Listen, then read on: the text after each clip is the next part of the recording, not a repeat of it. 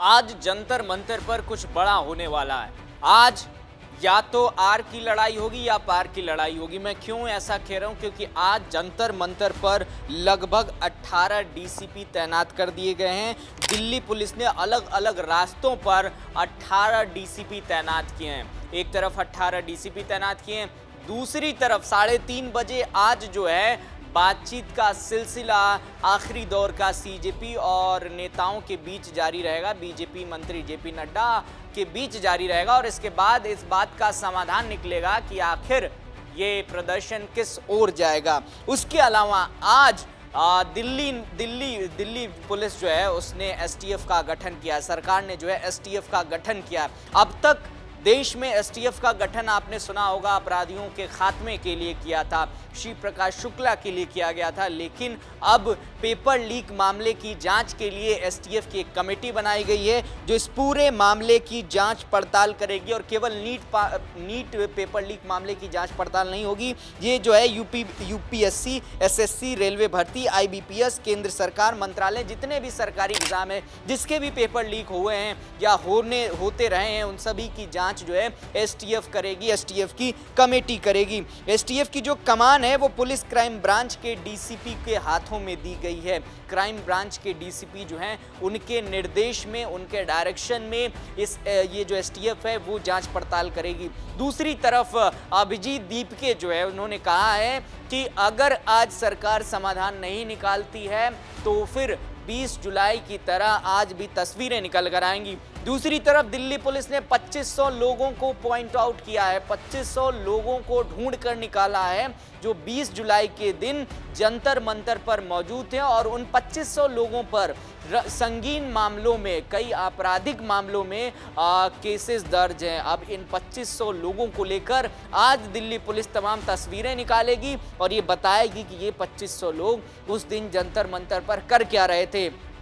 जिन पर आपराधिक मामले दर्ज हों वो भी 2500 की मात्रा में, क्या वो असल में नीट पेपर लीक का मामले को उठाने के लिए जंतर मंतर पर आए थे या फिर प्रदर्शन को उग्र करने के लिए आए थे, अराजकता फैलाने के लिए आए थे? ये तमाम तस्वीरें आज शाम तक क्लियर हो जाएंगी। लेकिन जिस तरीके का बयान सीजेपी के प्रवक्ताओं की तरफ से आ रहा है वो बार बार सवाल खड़े कर रहा है कि ये प्रवक्ता लोगों को उकसाने का क्यों काम कर रहे हैं। देखिए, आशुतोष रांका हैं सीजेपी के प्रवक्ता, उन्होंने कहा कि जो लोग प्रदर्शन में आ रहे हैं वो बीजेपी और आरएसएस के भेजे हुए गुंडे हैं। अब यहाँ पर सवाल ये खड़ा होता है कि जो 2500 लोग आए हैं या जो आए थे 20 जुलाई की तारीख को जंतर मंतर पर, अगर वो बीजेपी और आरएसएस के द्वारा भेजे गए होते तो क्या वो सरकार कहती कि इन लोगों का फेस रिकॉग्नाइज करो, पहचानो कि ये आतंकी हैं, अपराधी हैं, क्या हैं?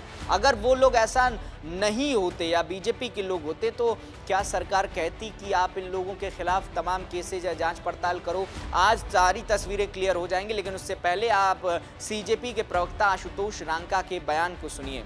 हम भी आज दिल्ली पुलिस को बहुत जल्दी एक पुलिस कर्मियों की लिस्ट देंगे जिन्होंने हमारे बच्चों के सर फोड़े हैं, उन्हें सड़कों पर घसीटा है, हमारे वॉलंटियर्स की पसलियां तोड़ी हैं, छोटी छोटी बच्चों को थप्पड़ मारे। और वो लिस्ट हम लोग एफआरएस के थ्रू नहीं, हम पब्लिक के थ्रू आइडेंटिफाई करेंगे और उसको पब्लिक करेंगे, फिर देखते हैं दिल्ली पुलिस का उस पर क्या रिस्पॉन्स है। आरएसएस को भाजपा को संभालने की जरूरत है क्योंकि भाजपा अपने यहाँ पे गुंडे भेज रही है, लोगों को भड़का रही है। इस देश में गुस्सा भाजपा के खिलाफ बढ़ता जा रहा है।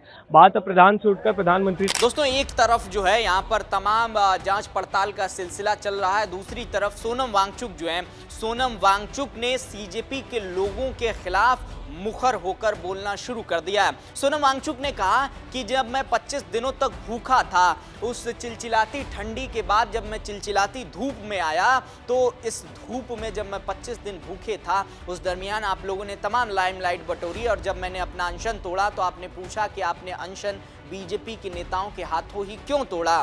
क्या ये कहना उचित है कि जो व्यक्ति 25 दिन तक भूखा है वो बीजेपी के हाथों अनशन तोड़े, कांग्रेस के नेता के हाथों अनशन तोड़े या समाजवादी पार्टी के किसी नेता के हाथों अनशन तोड़े? ये तमाम सवाल जो है सोनम वांगचुक ने रखा है। उन्होंने कहा कि मुझे ऐसी घटिया सोच वाले लोगों पर शर्म आती है जो इस देश में रहते हैं। एक तरफ कानूनी प्रक्रिया चल रही है, दूसरी तरफ सीजेपी से जो अलग हुए लोग हैं, सीजेपी के प्रवक्ता जो विजेता दहिया हैं, वो भी तमाम चीज़ें खोल रहे हैं, तमाम बातें रख रहे हैं कि जो अभिजीत दीपके थे वो जब अनशन चल रहा था उस दरमियान लाखों की चिकन बिरयानी खा गए।